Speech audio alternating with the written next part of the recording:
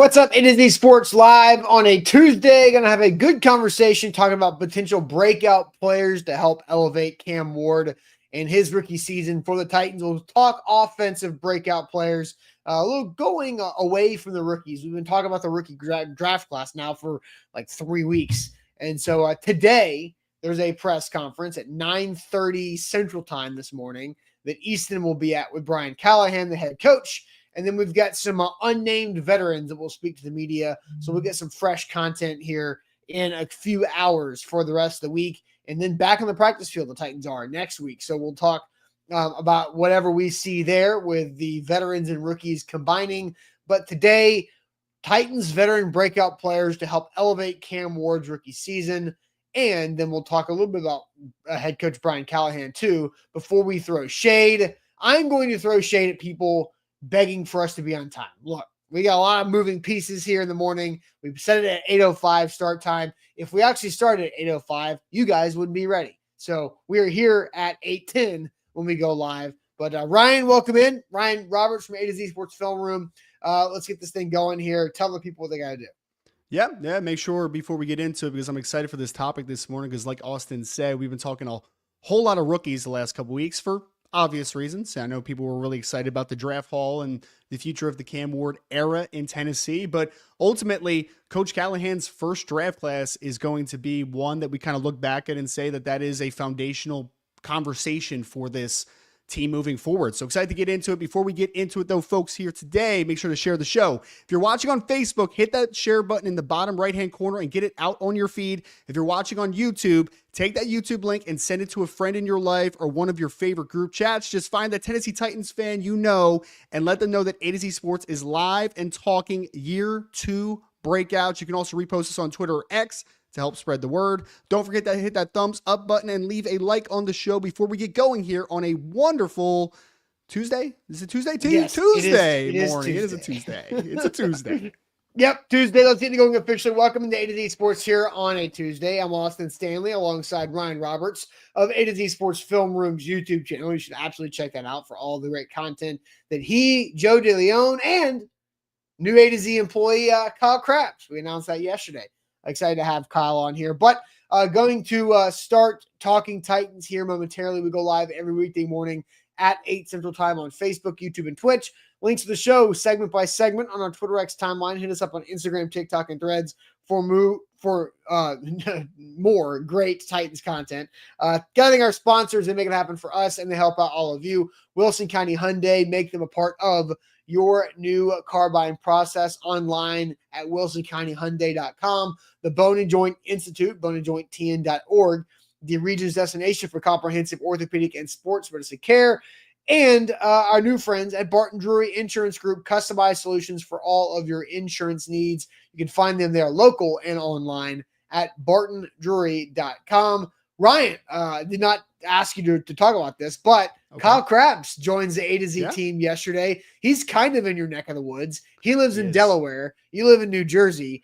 You're near Philadelphia. I think he's near-ish Philadelphia, but in Delaware. So it's kind of like the neighboring county, I guess. I don't know how Delaware fits into the northeastern landscape, but Kyle Krabs is going to bring some great stuff for A to Z Sports here, coming and joining the NFL team. So your thoughts on the addition of Kyle?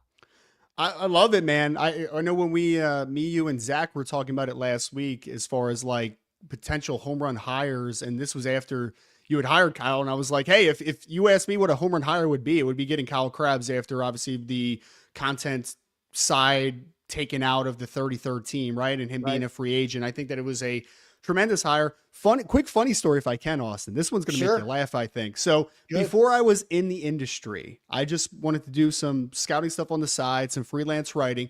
And Kyle at the time was working at a place called NDT Scouting, which was before the Draft Network. So that was his scouting thing that he used to do with Joe Marino and a couple other guys. And I actually interviewed with Kyle at the time. Again, at that point, I was still in college, I think, or fresh out of college, somewhere in that ballpark.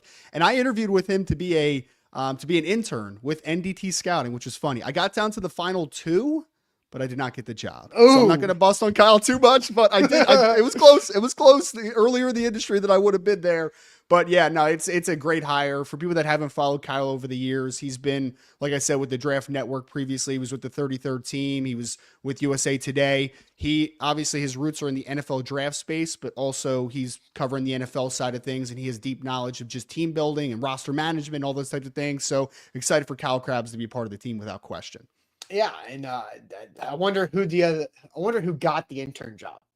It was some former Florida Gator football player. So I was a washed up D3 football player, so I think he just wanted to go to the SEC, which is very understandable. I get it. I get it. A higher ceiling, right, with that. But hey, how about this, Jill? I'm in Delaware, so we've got all right, sweet. A to Z Sports has been in Delaware for a bit, so okay, Ryan, let's jump into our topic at hand because today at 9:30 Central, Brian Callahan, Titans head coach, does meet with the media press conference, and we have some veteran players will meet with the media as well. We don't have that list of players yet. They have not told us who will be available to speak to the media today, but Brian Callahan is. And so when we're tossing around topic ideas for today's show, knowing we're going to get an influx of commentary today for the rest of the week, you brought up breakout players and you said, and coaches too. And so I was like, all right, coaches too. So clearly something's on your mind here. So Brian Callahan, a year 2 breakout for Brian Callahan. Before we get to players, what's your thought process behind the Titans second year head coach?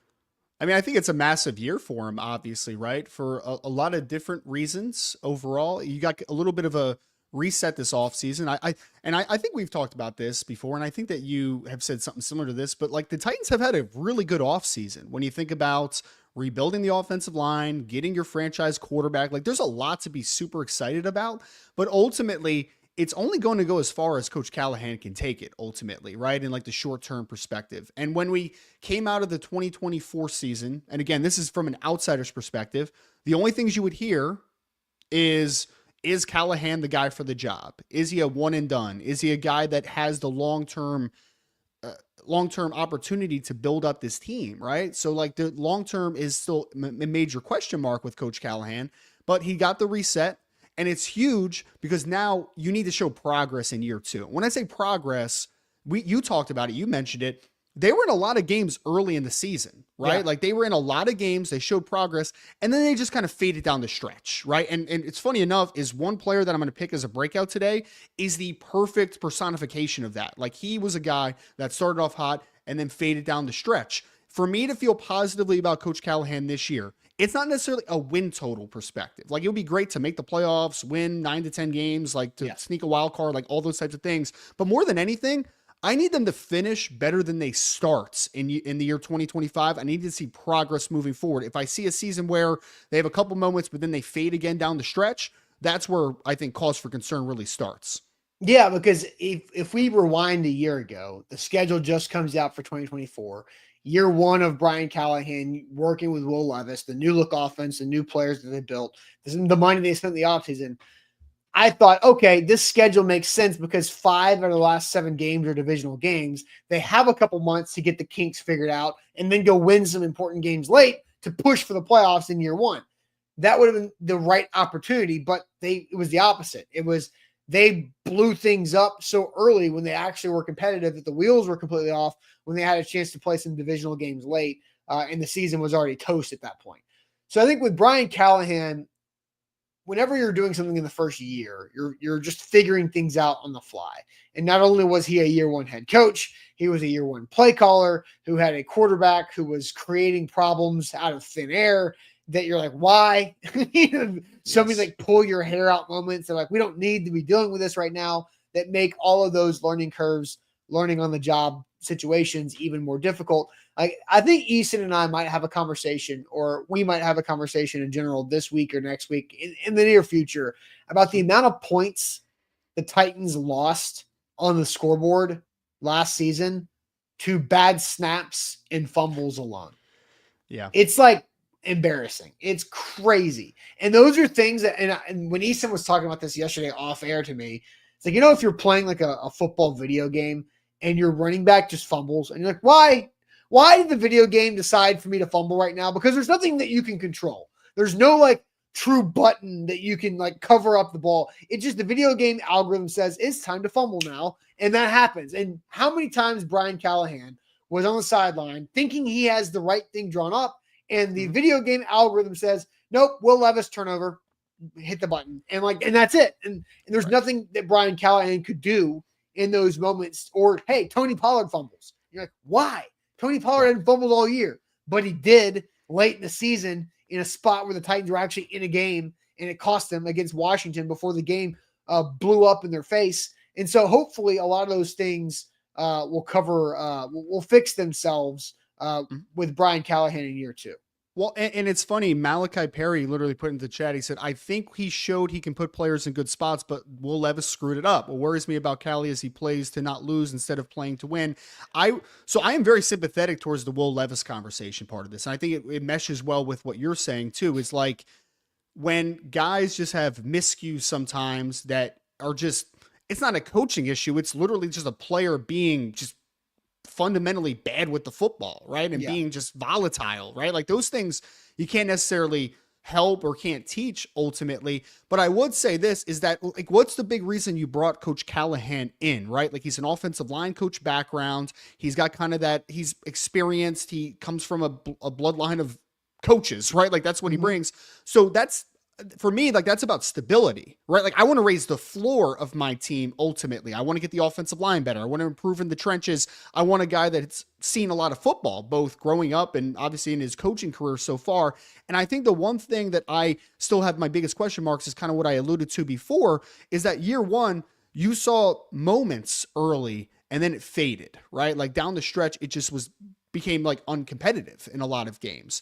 And that is not the stability that I want for a guy that is an offensive line coach that brings that coaching experience. I want him to stabilize that floor a little bit. Because for me, it's like, if I stabilize that floor now of this team, then Cam Ward makes the ceiling. Like that's the two things that need to be interwoven here for this team to have hopefully take a next step forward. So I really just want to see stability, players being put into good positions, like Malachi said, but ultimately let's finish better than we started. Like that is the tell of, I think, something that's being grown and being created at a good foundation. Yeah, and Malachi's comment is solid too, because there was also times where Will Levis had the right decision or had an opportunity and somebody else would screw it up, like the saloon doors that they decided to play at right tackle any given week. So I think that's going to kind of parlay us into this next conversation of who is an offensive player who is not a rookie, but an offensive player that you see breaking out to help elevate Cam Ward's rookie season. Who is an offensive player that you see breaking out this year to help elevate Cam Ward's rookie season? We'll get to your comments on that in a second. But first, we'll tell you guys about Lipscomb University's sports analytics program. They are doing something revolutionizing the grad program world across the country here, that you can sign up and take Lipscomb University's sports analytics program that is an online class. So Ryan, you could be in New Jersey or Delaware or wherever you want to be and get a nationally recognized university grad program like Lipscomb University sports analytics and have that to your resume to help you break through whatever that career path that you want to break into. There is no correct way to get to where we are doing sports media. But I will say one path could be through Lipscomb University's sports analytics programs, one of the few out there in the college world these days on the forefront of changing the path to get to doing whatever you want to do in sports. You're passionate about sports if you're watching this show. Why else would you be watching the show if you're not? Lipscomb University, that's in Nashville, can help you take that next career step right there online at Lipscomb University Sports Analytics. We have a big group in the chat right now. A lot of great conversation happening. While you're doing that, please hit the like button for us and make sure you subscribe to the channel to know when A to Z Sports is going live. If you could, after the show, don't click out yet. Make sure to go to Google and give us a 5-star Google review to tell us what you love about the show or something that you want to improve. But ultimately, make sure it is attached to a 5-star review. I'll say this. I had a couple minutes yesterday where I had nothing going on and I was sitting there on the couch and I had an email come through that said, hey, 5-star Google review update. And I just went through and read a lot of the reviews over the last few months. And you guys had a lot of great things to say when you leave 5-star Google reviews. You guys are much nicer to us when you leave a review on Google than you are in the chat. So I don't know if there's like a thing that you guys just love to pick on us in person like this. But then behind the scenes, when you don't know if we're going to read it or not, you guys are super nice. So they are. I can attest to that. I actually I went and looked at the 5-star reviews. I went and looked at some comments as well. There's a lot of positivity. Absolutely. Yes. I think it's all 5-star reviews too, right on Google. I don't think there's one guy. There's one star. One star, and a guy calling clickbait. But the problem, he called clickbait on an article headline. Okay. But he had a picture of the headline that clearly was not clickbait. It was just something that he just disagreed with. So at least he kind of told on himself. But yeah, so we can have a whole podcast on what exactly is clickbait and to properly decipher what is clickbait. It's hilarious. 100%. Top tier says it's a debate show. We can be friends after. LOL. For sure. So, all right, Ryan, to the chat you go. Breakout players on the Titans offense. We'll do defense here in a little bit, but on the Titans offense to help Cam Ward's rookie season be elevated. What are you seeing from the chat as far as breakout offensive players for the Titans? Yeah, we're all over the map in the chat so far. We had Noah starting out hot saying Treylon Burks. Treylon Burks is the breakout this year, potentially.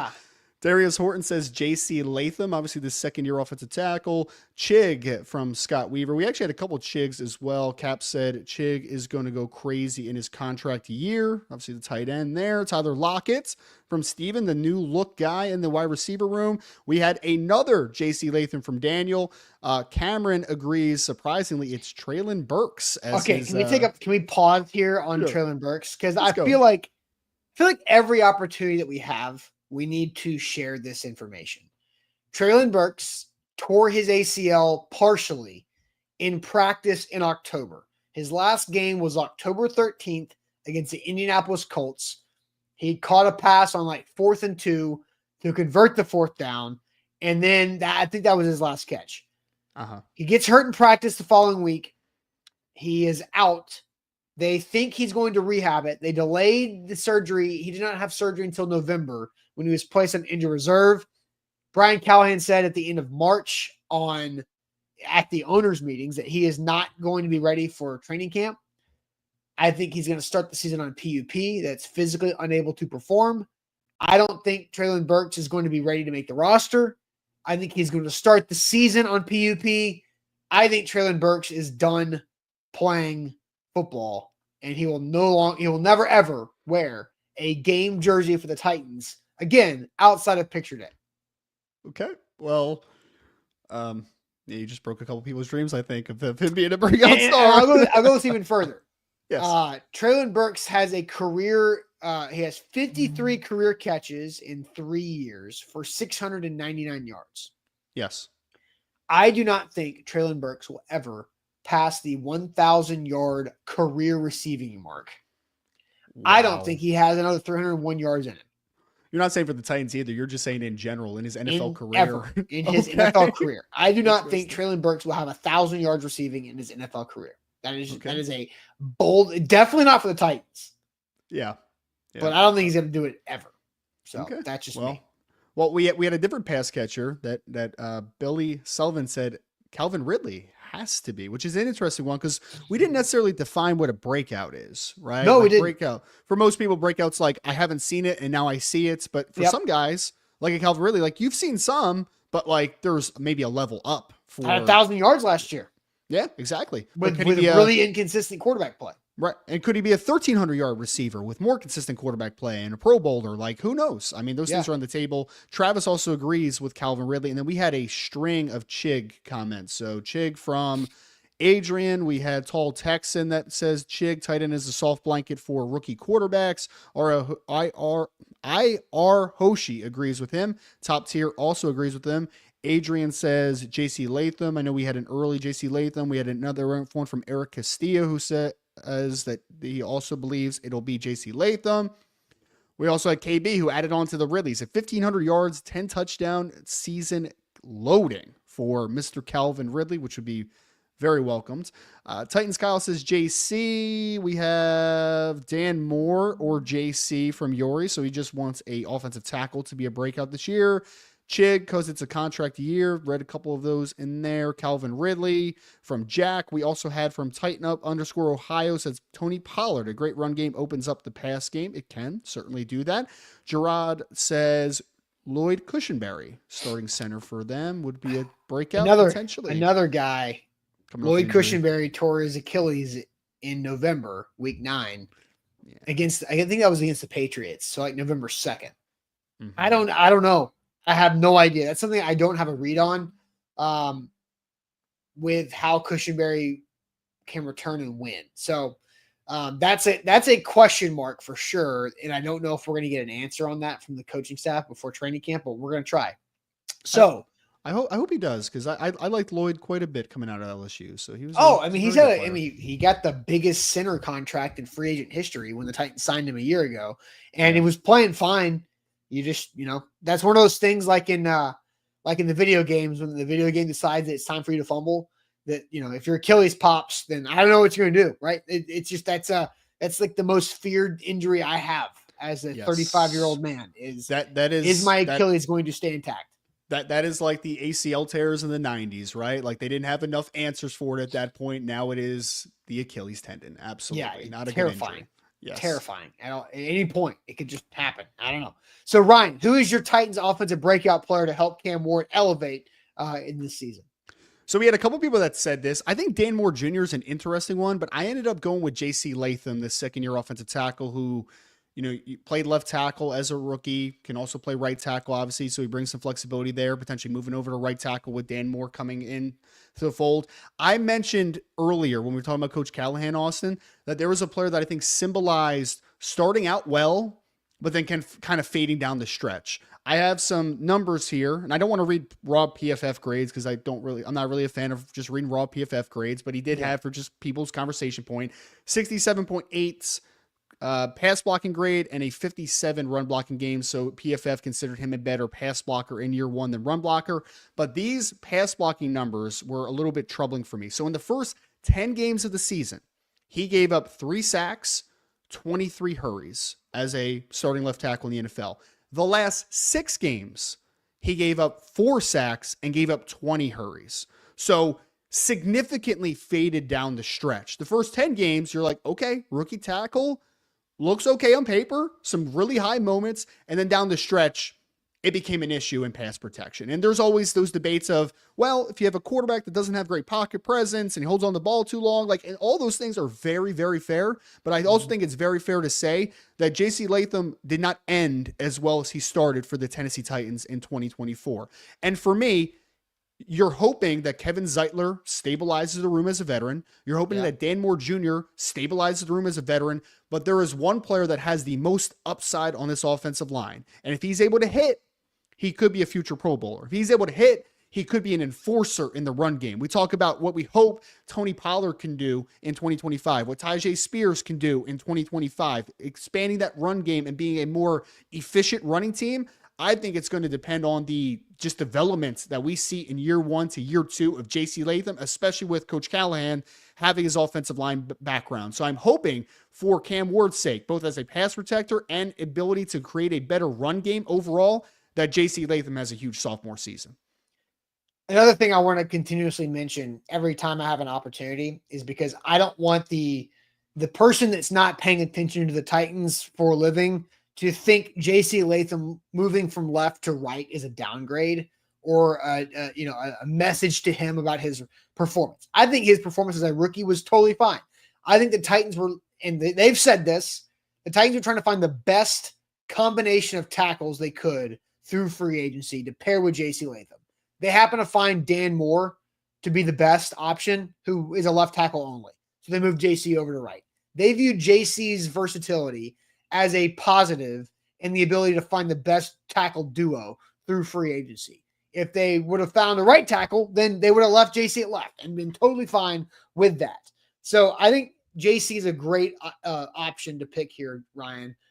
And so I want JC Latham might be, and if I'm the Titans, he would be one of the few veterans that I would roll up there to talk to the media today.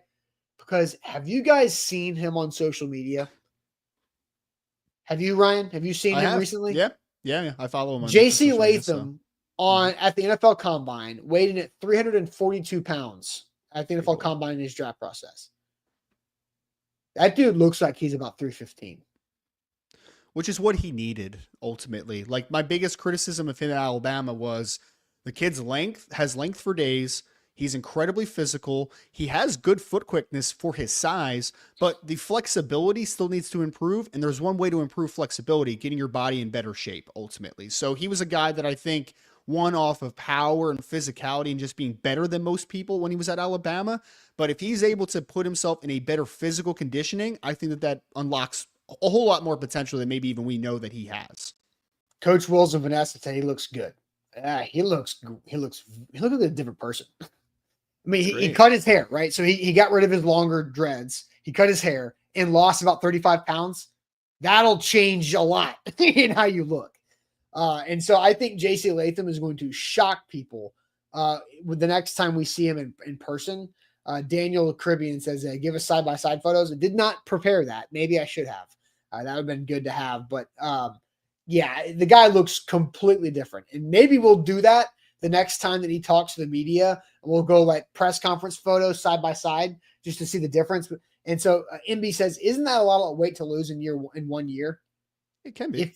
It can be. But if you have the weight to lose, then no. Well, that's the difference there. Like me losing 35 pounds in 1 year is a lot different than a 340 something pound guy losing 35 pounds in 1 year, right? Like your body can take it. And ultimately, as long as you are able to sustain your power, right? So like your weight training in this process, you're not just losing weight and just get zapped of just like your overall physicality, right? Then there's no issue with it. I mean, obviously they're working with nutrition staffs, they're working with strength and conditioning coaches. I'm sure he has his own personalized strength and conditioning coach outside of the Titans barometer as well. So like, yeah, no, it's fine as long as you do it the right way. Yeah.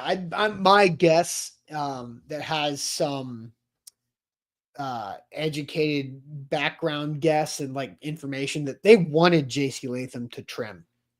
Yes. They wanted him to flip his physique. You know, if he loses a net 35 pounds, I'd be curious to find out what the body composition flip is overall. Because the guy was a bunch of muscle beforehand, but I bet he lost more than 35 pounds of fat. And I bet he netted 35 pounds loss, but gained muscle on top of it too, because I think he looks phenomenal. And so I really want to see what he looks like on the field overall. So going to breakout players, my guy is also on the offensive line. And again, another PSA for a Titans player that's going to be forgotten about nationally. I think year 3 is about to be Peter Skoronski has arrived season. He's a top 11 pick, one of the top offensive linemen in his draft class. I think Peter Skoronski is going to solidify himself as a left guard of the now and the future for the Titans. I think he will start to pave his way to earning a second contract in the foreseeable future. I think Peter Skoronski is going to be a dude this season in year 3. And the reason why I want to give a PSA for Peter Skoronski is because that guy we forget, Ryan, after his regular season NFL debut in week 1 against the Saints, when he struggled, he missed week 2 because he had appendicitis. An offensive lineman rookie had an appendectomy in September in the first month of his rookie season. Dropped a bunch of muscle because that's what happens when you have an appendectomy. He finished out the season. He came back in a much better second season. But I think Skoronski is about to be a different animal. And Jeffrey says, am I the only one who's not impressed with Skoronski? No, you're not the only one who's not been impressed, because he's a guard that you drafted high who struggled as a rookie, and because he had an appendectomy. And that is a terrible disease and sickness to get during the season. And I think Peter Skoronski being able to have 2 off seasons returned, recovering from that, and to build upon his frame, I think he's going to break out this year. I truly believe it. I love it. I loved Peter Skoronski coming to Northwestern, even though he didn't have great length. I was one of the few people that thought that he could stick a tackle if you needed him to. Like, he was athletic enough. He was definitely nuanced enough. Like, he had really good hand play, was really, technically sound football player, but you knew that he had a baseline of potentially moving inside a guard. I'm interested because someone said, Austin, I don't know if you can verify this, but someone had said while JC is losing weight, Skoronski apparently has added a decent amount of weight and power this offseason, which is, I mean, that was like one of the main concerns of him just coming out was he was a really good mover, technically sound, but like he just need to get stronger, especially if you're going to move inside full time. So I'm hoping he takes that jump because I mean he's a very talented football player. I mentioned that I think Latham has the most highest upside of the offensive line currently. Yeah. Skoronski is the second in that because obviously outside of that it's much older veterans at this point. So Skoronski has a lot of upside to still tap into. Yeah, well, Skoronski showed up last year this time looking different physically, and now I expect that to continue to stack. I just think, and even like people within the company who cover other teams for A to Z Sports happen to be Titans fans. They forget Peter Skoronski had an appendectomy as a rookie. Like that's just something that's tough. It's gonna be a major setback. So I think building back for that is going to be huge. And year 3, I'm expecting a big year. And I've heard Ramon Foster talk about this on 104.5 The Zone, a longtime Steelers guard, as an undrafted player, making it in the NFL. Year 3 is that year where you kind of figure it out from a mental and physical standpoint as an interior offensive lineman, because you got to have a little bit of grown man strength. And I don't know when that starts to come in for people. So I think Peter going into year 3, that makes a lot of sense for him to start having that grown man strength on top of weight room and football strength. And so I think Peter Skoronski is going to be a breakout player in year 3, which, hey, both of us went offensive line. Yeah. Well, which is really big. Can I add in a nice thing that both of these players had that we mentioned here, the younger offensive lineman? I think the signing of Kevin Zeitler is so huge for this team, not only just for adding a good offensive lineman, a proven veteran, a guy that's played a lot of football, but one, he gets to play most likely next to JC Latham at right guard and stabilize the right side. And I think that's huge for a young offensive tackle, especially making that transition from left to right. But also, you want to talk about teaching a guy how to play guard in the NFL if you're Peter Skoronski? Like if I'm Skoronski, I'm watching Zeitler every single day. On outside of taking care of my business, like that's what a Pro Bowl guard looks like in the NFL at his peak. Like Kevin Zeitler was a fantastic football player and is still a very solid to good football player in the NFL, will help this team. But I really think that he could be a huge mentor for both of those players and be able to help them out a ton in 2025. All right. So I think, so when talking offensive breakout, we both went offensive line. You went JC Latham, I went Skoronski. Most of the chat, I think the most popular answer was either Chig or Calvin Ridley, right? Yes. Yeah. What do you think about I think it's Chig? Yeah. What do you think about Chig? Because he's going into that contract year. His 4th year as a tight end. He has always had moments. If you go look at Chig's game log, it's like a bunch of nothing games. And then like you see 5 games like, oh, damn, like just do that more. That's what his first 3 years have been. What is your perspective on Chig Okonkwo? I have a very complicated relationship with Chig because I had him in fantasy. I remember if it was last year or the year before, and he did exactly what you just said, where he was like, "Oh man, here he comes! Like it's gonna be every single week now," and then it isn't every single week, obviously, right? But I think that he is.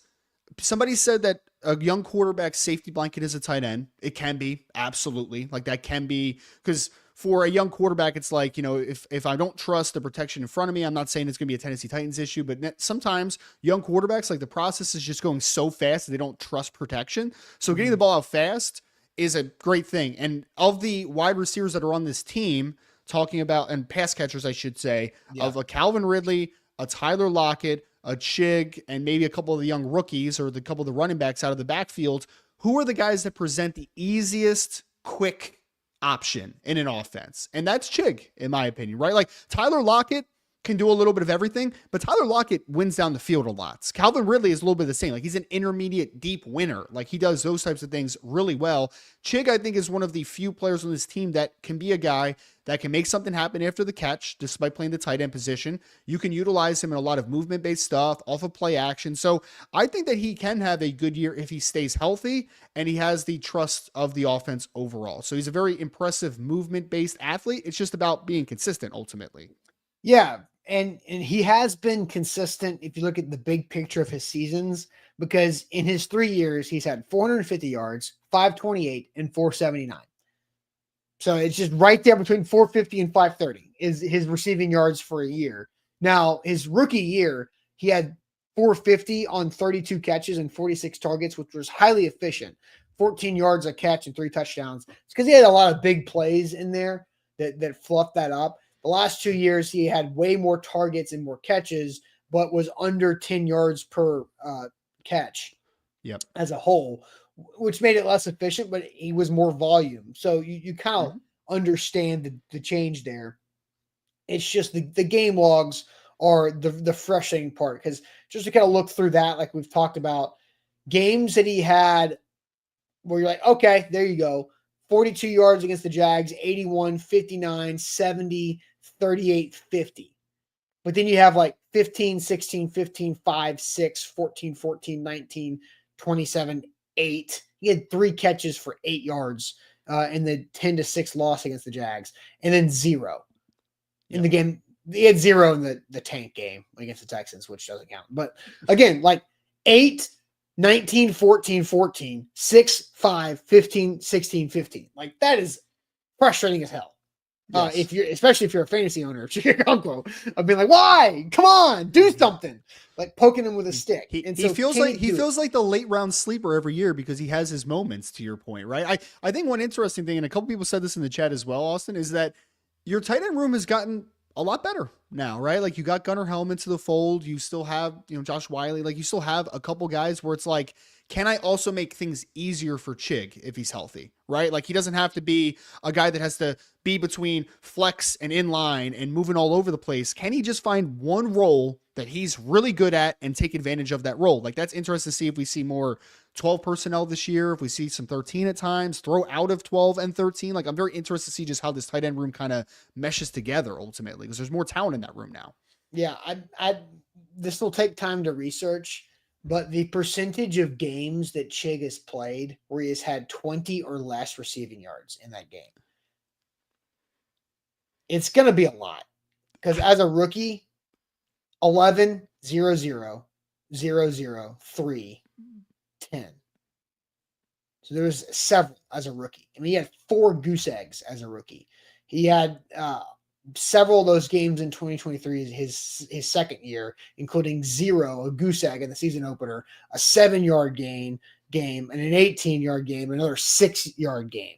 So I've already mentioned last year's numbers. There's a high percentage of 20 or less receiving yards in a single game for Chig. Yeah. Feast or famine is what we call that. Feast or famine. So. And top tier's right. Bad quarterback play. Sure. And bad offensive line play, because the tight end gets screwed when the tackle play is extra bad. So not all on Chig, but some on Chig. Some on his quarterbacks, some on his tackles, because utilization is tough when you got a chip. So I think that's interesting to see if Chig can put it together. He needs to. I mean, he's in. Several people said in the chat he's in a contract year as well, right? So sometimes make money. Yeah, sometimes people flourish, and because this is their last chance to get that huge second contract potentially, and that's the big thing for everyone, both players, agents involved, right? Like they want to get to that second contract. So hopefully he has a big year, and you make the Titans make a decision on the long-term investment into Chig, because ultimately, Austin, like, Calvin Ridley's going to be here for the time being. You know that Chig is going to be here, but like other than that, it's like you have some rookies. You have Tyler Lockett, who's long in the tooth and a guy that's kind of on the back end of his career. So long-term building with Cam Ward, who are the guys that you want to be a part of that building process with him? Like who's going to be his mainstays in the passing attack? Can it be Chig? Is it a guy that you just say, nope, we need to redo the tight end position after 2025? Like it's going to be a huge year for him. For obvious reasons. Just says Daniel Helm's a better fit for the offense. What do you think about that? Because Gunnar Helm. Daniel Helm is a former Tennessee freshman who transferred to Duke and has played a few years in the NFL. I keep doing that. He's also a tight end. But Gunnar, I remember Daniel Helm. Daniel Helm. Okay, yeah. Yeah, I like Gunnar because I think that Gunnar is more of a he played all over the place at Texas. So like they played him at wing, they motioned him across, they played him in the slot at times. But he is a 6'5", 250-pound tight end that can play a lot more in line and do a lot of different things. He's surprisingly good after the catch as well. Like it looks different than Chig because Chig's more like straight line explosive, right? Gunnar's more he feels space well, like he can get in and out of traffic well, like he does some of those things well. So I know we talked about this on the show, but like I would not be shocked if Gunnar makes a substantial impact as a rookie. Not necessarily saying he'll be the leading tight end, not necessarily saying he'll have 500 plus receiving yards, but like if you told me he had 20 something catches for like 300 yards as a part-time tight end and he was blocking well, like I would not be shocked at all about that. So I've done math. Okay. Chig has played 51 games in the NFL.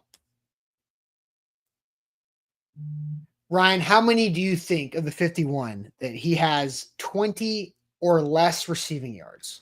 Of the 51, 20 or less, which is like a catch and a half. Yeah. I'm going to say of 51, I will say 28 have been of that level. Okay. Well, you're a little high. It's 21. Okay. Well, you set me up there. You were like, "Oh man, this is horrible." I did.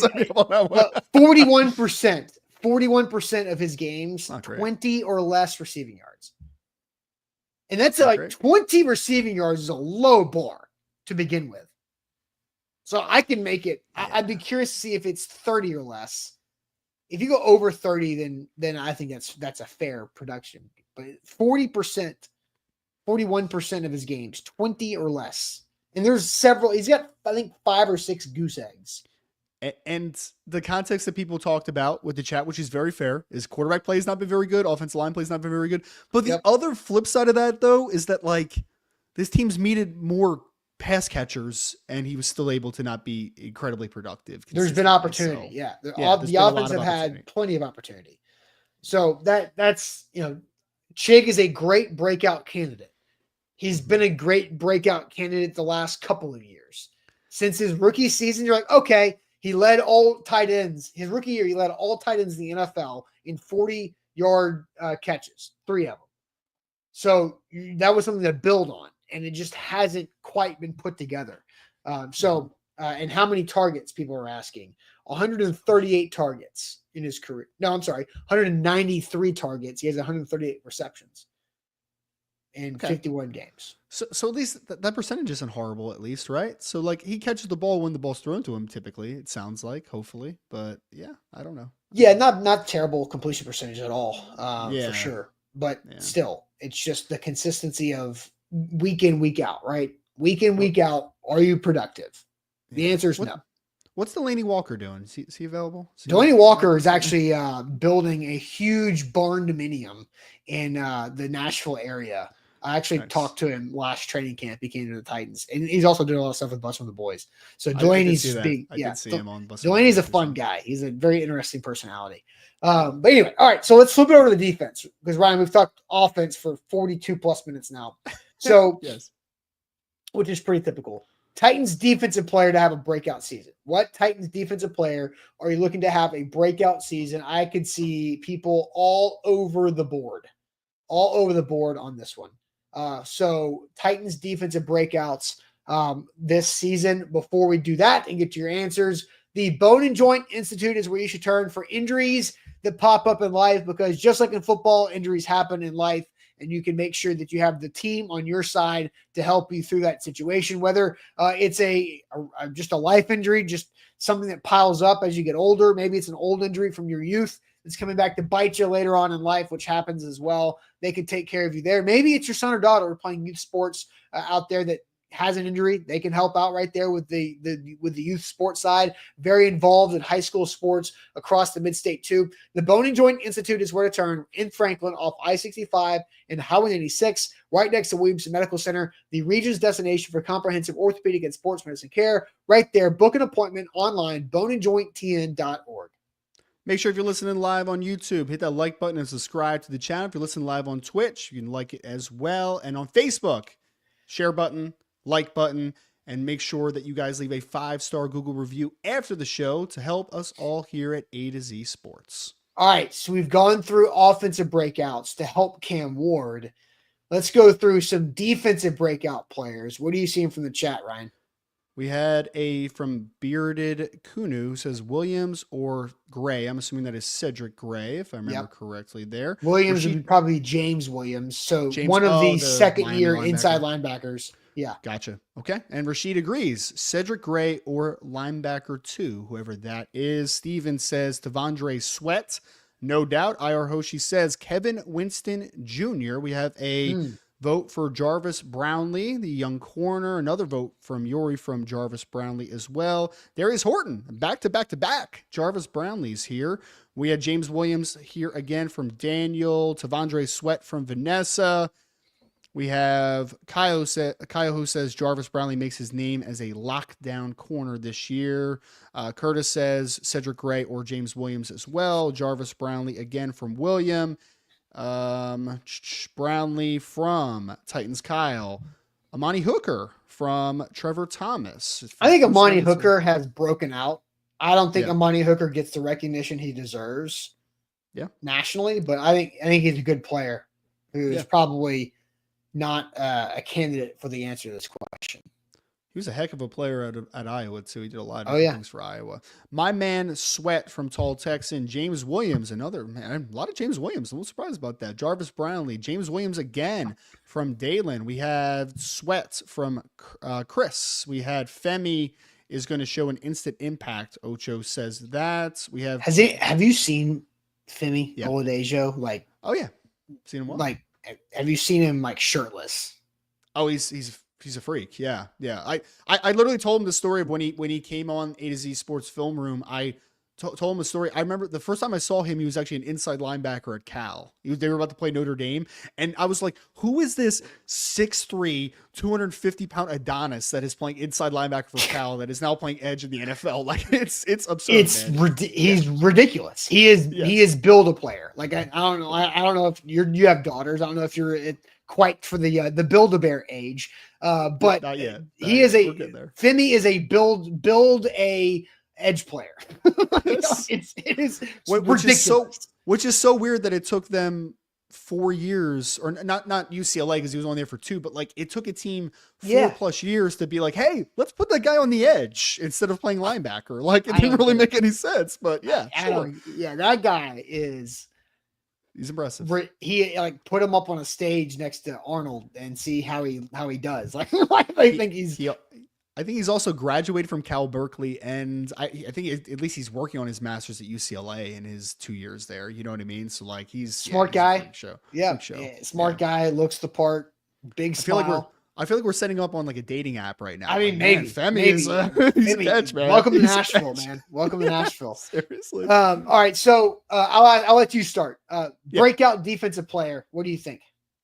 So I was going to go initially with Tavondre Sweat because I think you saw a lot of great things of him as a rookie, and I think that his presence is so important. But I ended up going with Jarvis Brownlee, the corner, second-year player out of Louisville. He spent a little bit of time at, was it Miami as well? I can't remember where he was. He's from the South Florida area. I'm not sure if he went to Florida State. I think he was Florida State. Then he ended up at Louisville, if I remember correctly. So he showed a lot of progress as a rookie. So much so that I think it made it easier to move on from Awuzie this offseason, right? Where you're just like, okay, Jarvis Brownlee showed a lot of upside. Again, raw PFF grades, don't love him, but like just for context, 77.7 actually in the run game. So they liked his impact in the run game a lot. 59.9 coverage grade, which I thought would be a little bit higher from what I just generally had seen from Jarvis Brownlee. But regardless, the kid's extremely talented, and he always has been talented, right? And you have Snead on the other side of him. I still think when healthy, people are going to look at L'Jarius Snead and they're going to go, that guy, when he's healthy, is typically pretty good. I know year one with Tennessee wasn't great, but like typically when he's healthy and he's good to go, he's a pretty good football player. So most people are going to say, I'm going to throw at the other guy, right? And the other guy is Brownlee, now projected to be the other starting corner. And with that in mind, he's going to have a lot of opportunity in front of him. I could see him being a guy that has, I think he had 1 interception and like 9 pass breakups last year. I could see it being like 3 to 4 interceptions, 12 to 14-ish pass breakups. Like I think that he is going to get a lot of play and a lot of attention based upon being the other corner. And if he takes a step forward, then that makes your pass rush better. That makes your front a ton better. Like he could really go a long way to help in this pass defense for Tennessee. Yeah, I think Brownlee is interesting. He is a just a football player. He just wants to go out there and play football. And I like how he was a fun guy to watch in training camp. I think what got him in trouble a lot last year was hands. He's very handsy, which is they want that player. That's why they got Snead. That's why they got Brownlee, is because they want the handsy, physical, aggressive natured corner, and they've got him. Now it's just how can you contain that? How can you play disciplined enough to not just have yellow flags all over the field? Because that happened often last year. Some of them were tough calls, but when you're a fifth-round rookie, you're going to get that flag thrown on you. When you're L'Jarius Sneed, who's gotten that proven, maybe you get away with more of that hand play. But I think Jarvis Brownlee Jr. is a really good option here. I think Sneed is a good option here. That's a sneaky good option. I didn't even think about including Sneed in the conversation because he has been a guy that's been very good in his NFL career, but obviously he wasn't good last year with the Tennessee Titans, when he had his opportunities to make plays. So him having a year or two breakout also makes Jarvis Brownlee better. It makes other players better around it for sure. Yeah, Sneed was only healthy for 4 games. Then he got hurt in the middle of the 5th game and was awful. The Colts beat the Titans because they threw at L'Jarius Sneed because L'Jarius Sneed was hurt and nobody knew it until afterwards when he had a thigh contusion that kept him out the whole season. That was kind of a weird mystery the Titans staff and coaches and Sneed could not figure out. So I think Sneed's an option here. Ryan, I had something hit me in the face during this. Light bulb went off. You've brought up Pro Football Focus grades a couple times, right? Yes. And you've said Pro Football Focus grades, this and that, but you've kind of couched it where you don't like it. You don't want to rely on PFF grades, but they're useful, right? So light bulb went off. Pro Football Focus grades are like cinnamon.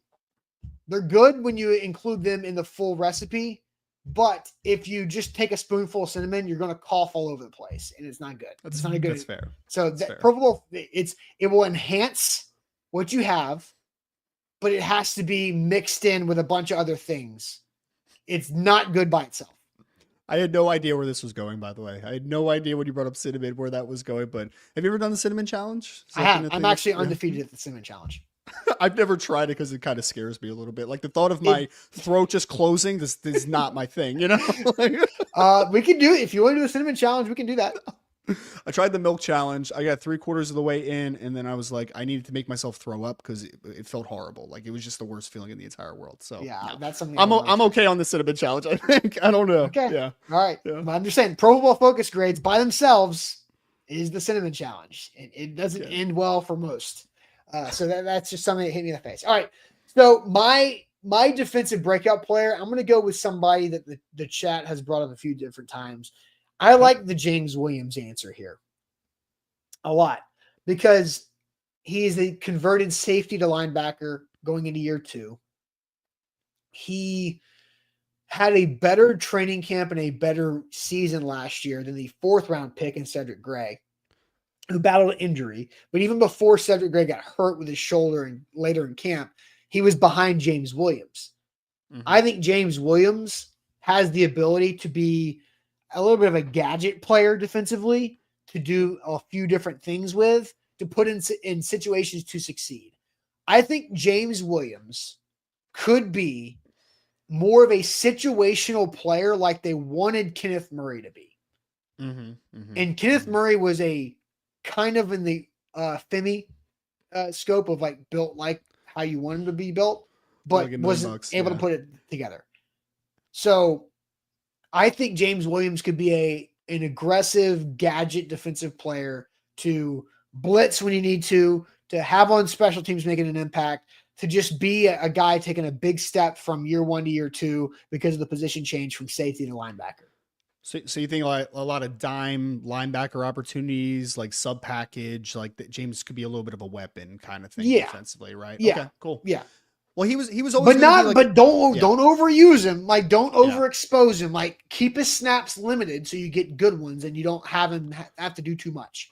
Well, he was always a kid that needed time in the NFL because for people that didn't follow his background at Miami, he was a 5-star, like top 10 overall player coming into his recruiting class, but he played safety and he played safety a lot early on in his Miami career. But then like he went through like this weird lull where he's playing like overhang nickel type of thing, and then he eventually transitions to linebacker, and he actually had a pretty good final year, and that I know he showed well at the Senior Bowl and like all that type of stuff. Like he did some good stuff, but he was always a kid that he just hasn't been playing linebacker for very long, right? So like he No. needs more reps. He needs to get those eyes moving faster. He needs to be a little bit more, like his diagnostic skills just need to get better ultimately, right? He needs to get into a NFL training situation where he's getting good strength put on his profile as well, like good power. So that's an interesting one because I always thought of him as baseline. At least he's a really good special teamer, right? Like he's Yeah, going to be for a sure. core team guy, going to run down on Yeah. kickoff, going to run down on punt. Like he's going to do, well, I guess not run down on kickoff anymore with the kickoff rules, but like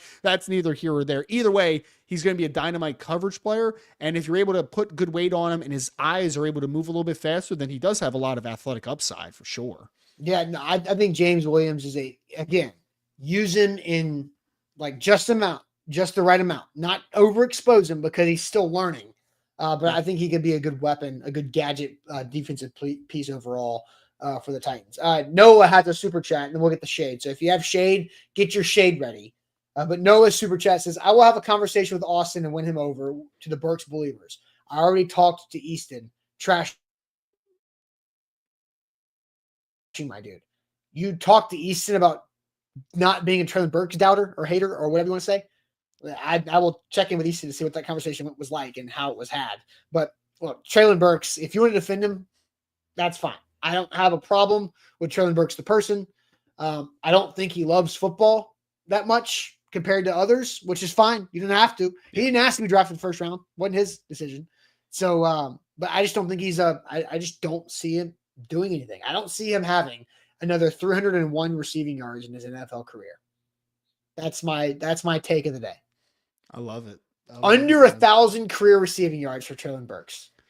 You might get clipped eventually in a couple years if he goes to another team and he has a renaissance or so Ryan, if he puts together like 4 more years in the NFL and just like happens to tally together another 300 yards playing for like the Seahawks and the Broncos and like the Saints, then who gives a crap? 75 yards a season, man. Let's make it happen for 4 more years. That's the only way he gets to 1,000 is he's gonna do it over playing for 4 total teams. So I don't think it's gonna happen. So all right, are you ready to throw some shade? Let's do it. Yep. All right, time to throw some shade here on this Wednesday. I already see some shade in the chat, so you guys are responding appropriately. So if you've got it, throw it. Here we go.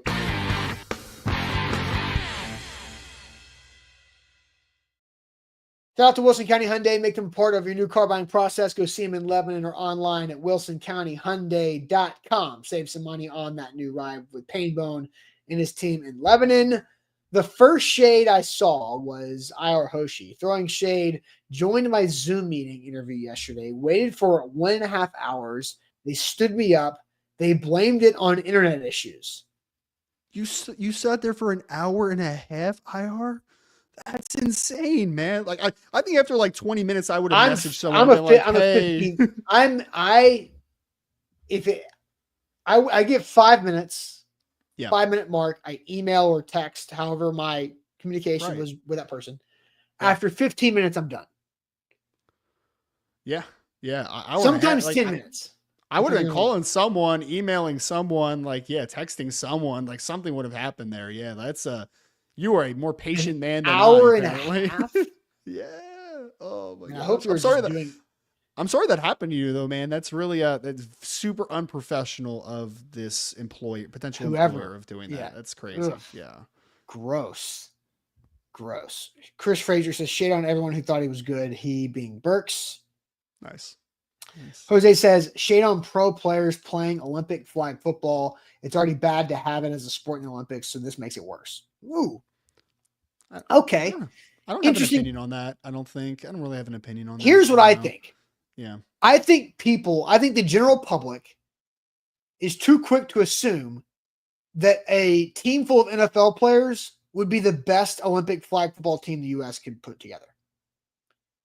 I think there are dudes out there that play flag football professionally that are better at the sport flag football than NFL players would be at the sport of flag football. I agree with that. Yeah. I agree with that mostly. Mm-hmm. You know what? You know who, Ryan, I'll start my campaign. Mm-hmm. United States Olympic flag football quarterback, 2028, Diego Pavia.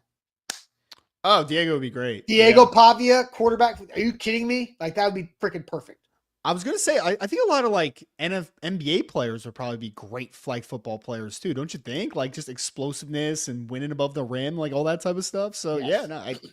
Diego Pavia. Oh man, he's going to be a great USFL quarterback. Great USFL Diego quarterback, Pavia is going to be a nightmare at the local YMCA in 20 years.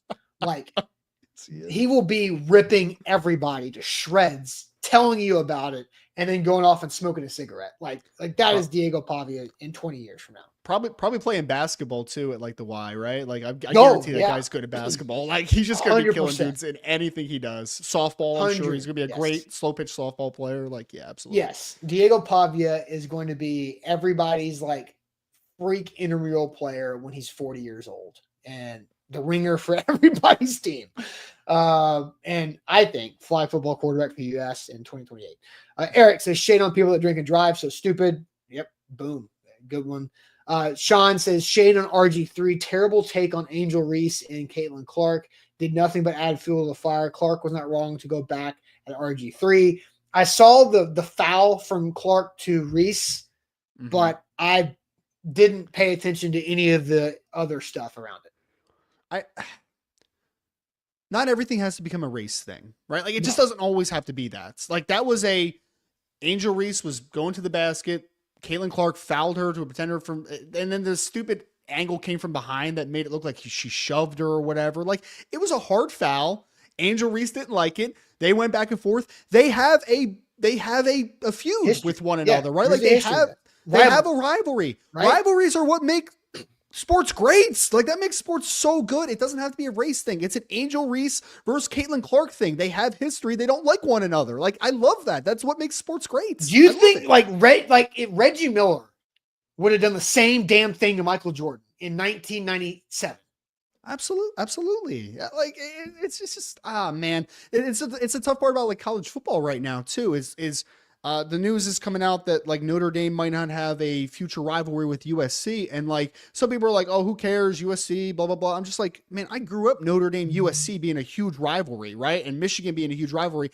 I, as a sports fan, want to hate someone. Like I do. I want that hatred. I want that competitive fire. I don't want anybody getting punched in the face or getting seriously injured, but like I want them, like a little shoving match in the game is great. It's like, I love that part of sports, man. Love it. Tall Texan says shit on Ryan Clark for calling out another man's wife. Extremely off limits. I have no idea what that's referencing. I saw Ryan Clark was in the news yesterday, but I actually did not see why he was in the news. So yeah. Trevor says throwing shade at the customers at the grocery stores who put items on a random spot and not putting it back where it goes. Working night stock now, I know the struggle. Man, that's like a opposite of the Easter egg hunt. It's just like replacing Easter eggs. Trevor, that sounds like a miserable situation there. Terrence says throwing shade on my birthday falling on Memorial Day weekend. I want to do some camping, but everybody's going to be out camping too. So you just that's fair. It's overpopulated, saturated. Yeah. Yeah. That's a bummer. Vanessa says shade on tech. I hate it all and it hates me. You're probably a lot of people out there. Steven says shade on my boss for not recognizing my girlfriend for hours. Okay. All right. That's Ron Burgundy. I don't know what that meant. Okay. What is Ryan? What is your shade? My shade is, and we're in this industry, obviously, right? But the shade goes to these aggregators on Twitter, which bring absolutely zero value to the space. And you know what they do, Austin, is what do generally fans like to see with these highlight videos that come out? It's hope. It's optimism. It's cool. Yeah. Wow, that guy looks really good. I'm excited for the season. I'm excited to see what he did. Blah, blah, blah, blah, blah. These aggregated accounts are so declarative about everything that pops up. Like, this guy is a superstar. Look at this one clip. And it's just like, there's no actual value or analysis to this conversation. Shade goes to the aggregate accounts that don't actually bring value to the sporting world. Yeah.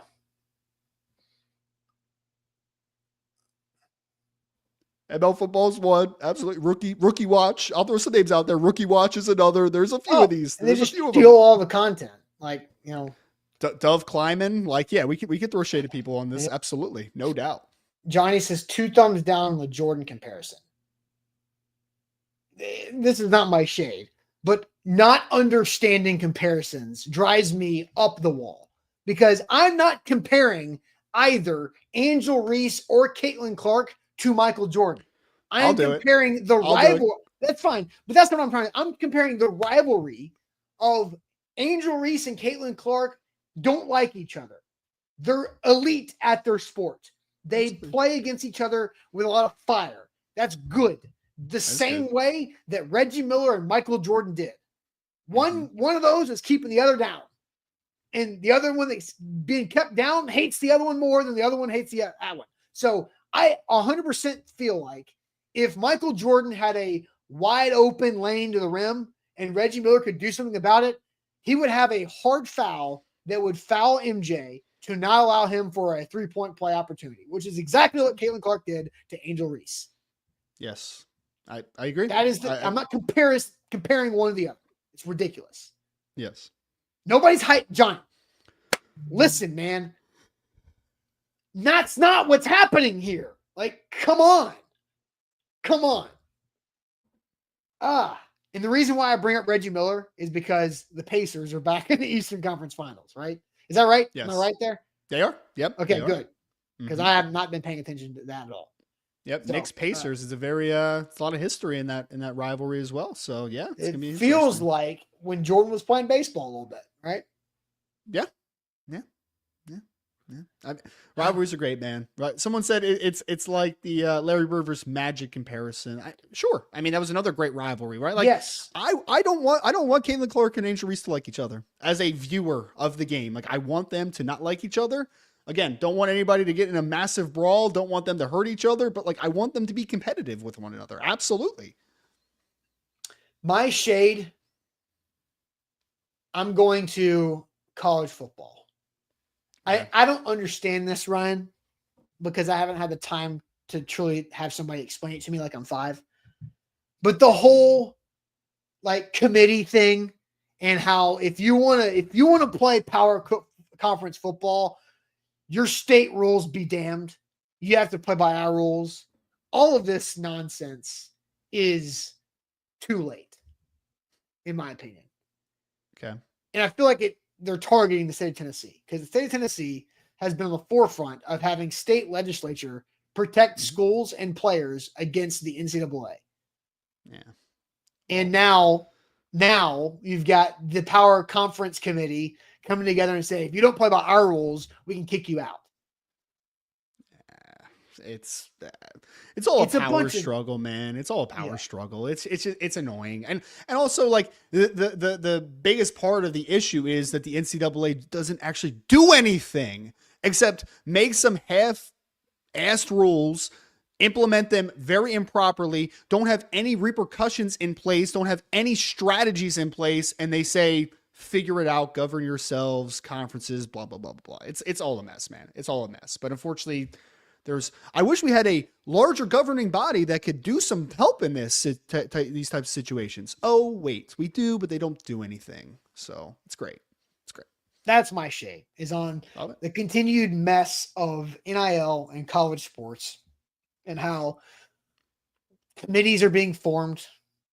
But every time there's a new committee, there's just more mess. It's almost like they just need to tear it down to the studs and redo it, man. Like that's how it feels like a little bit. Like it's you have to get a committee for that too.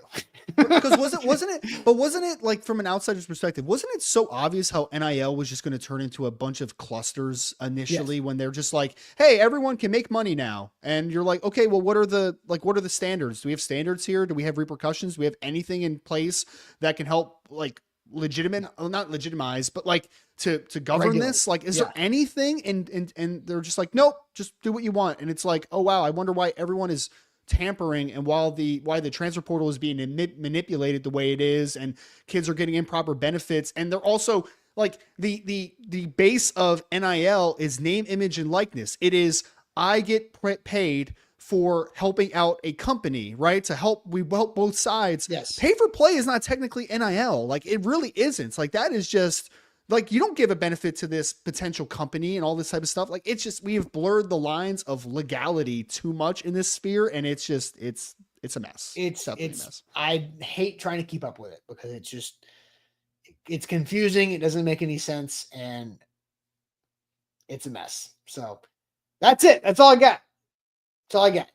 Good show today. Talking a lot of breakout player potential. Brian Callahan does have a press conference starting in roughly 10 minutes. Easton Freeze is there, and he will have the coverage there. And we'll have more from that later on this week. So make sure you stay tuned to all of our A to Z Sports socials for press conference reaction with Brian Callahan and unnamed Titans players. Let me see. I check my Titans. Let's see. We have 4 players are scheduled to speak, but those 4 players, I don't know. That's from Jim Wyatt. So we'll find out which 4 players the Titans roll out there. Hopefully one of them is J.C. Latham, so we get to do a little side-by-side podium look at the new J.C. Latham, right tackle of the Titans. So that's it for us. Make sure you hit that like button, like the show before you go, subscribe to our YouTube channel, and leave us a super nice 5-star Google review. You guys are way nicer on the Google review comments, and you are here in the chat. We'll catch you guys tomorrow morning on a Wednesday. Appreciate it as always.